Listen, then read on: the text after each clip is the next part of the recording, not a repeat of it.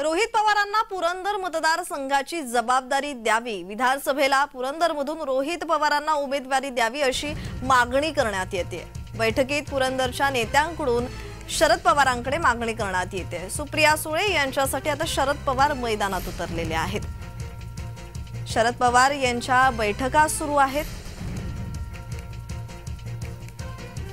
तर याचाच आढावा घेतलेला आहे आमचे प्रतिनिधी रोहन कदम यांनी। पाहूयात।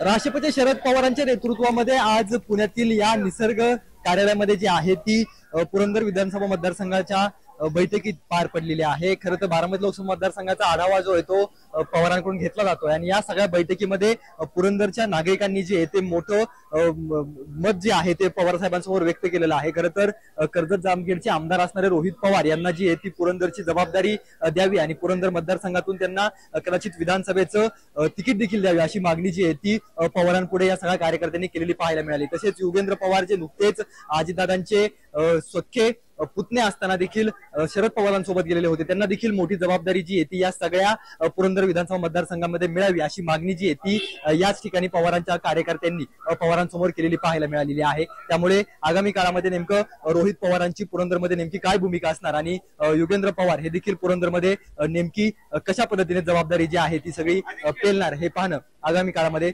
सुप्रिया सुळे यांच्या विजयासाठी पाहणं महत्त्वाचं ठरणार आहे। रोहन कदम, जय महाराष्ट्र न्यूज, पुणे।